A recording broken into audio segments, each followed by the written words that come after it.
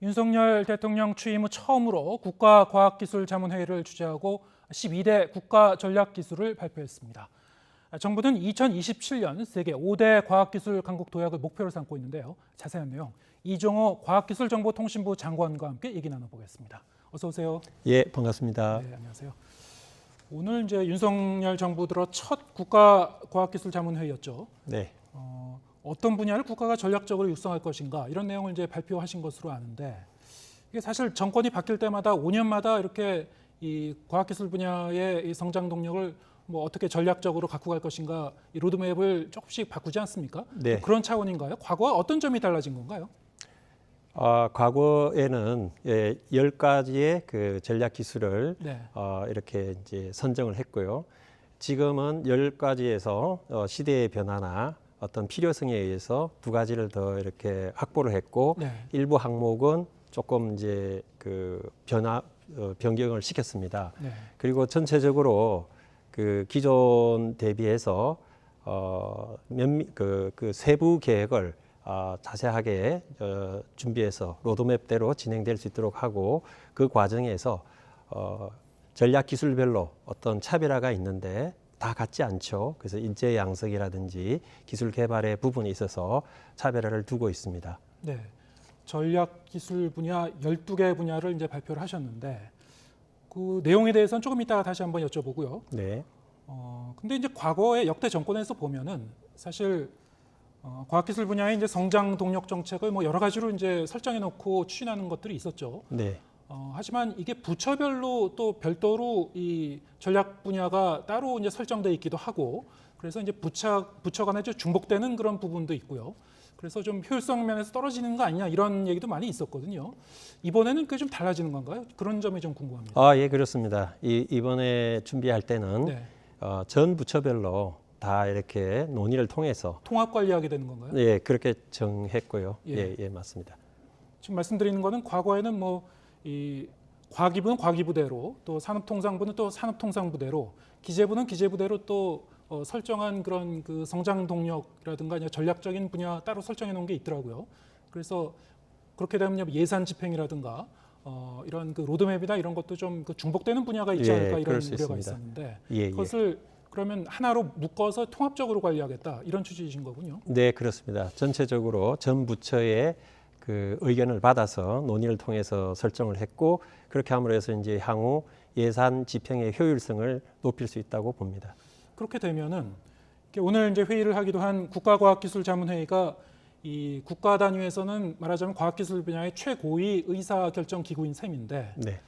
그럼에도 불구하고 이제 의장은 그 대통령 아닙니까? 네. 그리고 거기에 이제 그 유관 부처의 장관들이 이제 소속돼 있고. 예, 정부 측에서. 네, 하지만 이제 과기부 장관은 뭐 부총리급이 아니고요. 다른 장관하고 이제 같은 그 장관이신데. 네. 과기부 장관이 이 전체 프로젝트를 총괄하실 수 있는 건가요? 누가 컨트롤 타워 역할을 하게 됩니까? 과기정통부는 요 국가과학기술자문회의의 예. 주관 부처이고요. 예. 과기정통부 내에는 과기혁신본부가 있습니다. 예. 그 혁신본부가 있고 그 혁신본부에서 이제 전체적으로 과학기술자문회의를 이렇게 이제 유지를 하고 있고 과학기술자문회의 내에 여러 가지 또 이번에 발표한 12가지 전략 기술에 대해서 특별위원회를 만들어서 네. 민간과 함께 이 12개의 전략 기술을 아주 효과적으로 이렇게 좀 추진하려고 준비를 했습니다. 네. 그 12개가지의 이 전략 기술 분야가 네. 뭐 반도체라든가 뭐 우주 인공지능 등 우리가 흔히 이제 미래의 선도 기술이라고 생각하는 것들이 많이 망라가 됐던데요. 네. 어떤 기준으로 선정하셨는지요? 아무래도 이제 그 전략 기술은 그 국가의 경제 네. 그리고 안보, 그 외교 측면에서 전략적 가치가 있는 그런 기술들을 민간과 논의를 해서 네. 최종 결정했다고 볼 수 있습니다.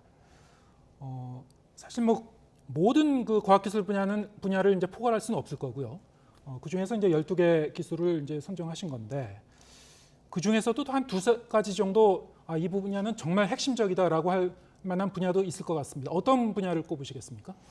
예, 뭐 제 기준의 핵심적이라고 하니까 뭐 꼭 모든 그 사람들한테 핵심적일 수는 없는데요. 예. 예를 들어서 뭐 AI라든지 그리고 첨단 바이오 또는 뭐 양자 기술 네. 이런 걸 들 수가 있고요.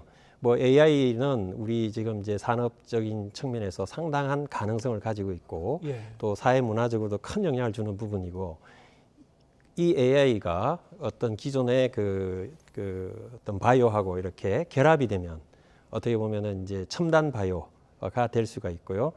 일례로 예를 들어서 뭐 합성 생물학이다 그러면은 DNA를 설계하고 이렇게 조립하는 것을 혁신적으로 해서 뭐 백신이라든지 이런 그 제약 신약을 개발할 수 있는 그런 장점이 있고요. 네. 양자 기술 같은 경우에는 양자 컴퓨팅이 있습니다. 양자 컴퓨팅은 예를 들어서 지금의 그 컴퓨터로 계산하는 게 10억 년이 걸릴 것을 단 100초 만에 계산을 할 수가 있고요. 그 다음에 이제 양자 암호 통신 그리고 기존의 센서를 획기적으로 개선할 수 있는 양자 센서 등이 있습니다. 네. 그뿐만이 아니고 이제 반도체 분야도 상당히 뭐 중요할 수밖에 없는데 그렇습니다. 장관님께서 이제 반도체 분야 전문가이시기도 하고 네. 과거에도 계속 이제 우리나라가 메모리 반도체는 강자이지만 시스템 반도체에서도 이제 앞서가야 된다 이런 필요성을 역설해 오시지 않았습니까? 특히 AI 칩 분야의 이제 전문가로 알고 있는데. 네, 그렇습니다. 네. 이런 분야를 좀 더 강화해 나가려면 어떻게 해야 될까요?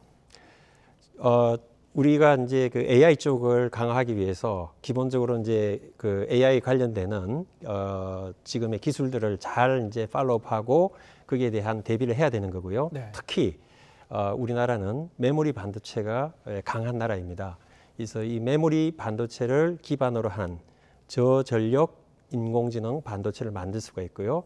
이 부분에서 우리는 강력한 경쟁력을 가지고 있고 최근에 이제 그 기업들하고 이래 산학연 그런 그 연구 협력이 잘 추진되도록 제도가 만들어져 있고 이것을 통해서 우리나라가 이 분야에서 세계 1위가 되도록 한번 도전해 볼 예정입니다. 네.